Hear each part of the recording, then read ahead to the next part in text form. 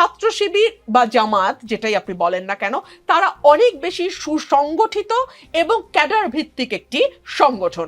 আপনি ছাত্র শিবির বা জামাতে ইসলামের প্রতিটি কর্মী, প্রতিটি নেতা, প্রতিটি সমর্থক, প্রতিটি সাথী প্রত্যেকে দলের মানে একেবারে ফোরামের বাইরে, একদম four corner of the party যে রুলস এন্ড রেগুলেশনস, তার বাইরে তারা কখনোই যাবে না, কোনো রকমেই তারা ভোট দেবে না।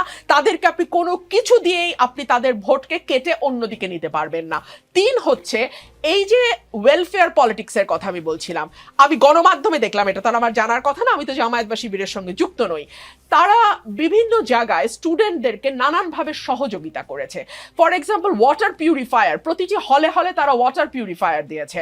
তারা স্টুডেন্টদের যারা হয়তো ততটা আর্থিকভাবে সক্ষম নয়, তাদেরকে, তাদের ভালো ভালো কোচিং সেন্টার আছে, সেই কোচিং সেন্টারগুলোতে তারা বিনা পয়সায় কিংবা কম পয়সায় তাদেরকে কোচিং করিয়েছে। অর্থাৎ স্টুডেন্টদের সুখে দুঃখে একেবারে আজকে থেকে না, এটা 1 বছরের প্রস্তুতি না, কিন্তু এটা জামাতের বহু পুরনো প্রস্তুতি। এখন এটা তাদের গুপ্ত রাজনীতির প্রকাশ্য ফসলও বলতে পারেন আপনি, কিংবা তারা যে দীর্ঘদিন ধরে রাজনীতিটাকে ছাত্রছাত্রীদের সঙ্গে একাত্ম হয়ে করতে পেরেছে, এটা তাদের একটা সফলতাও আপনি বলতে পারেন।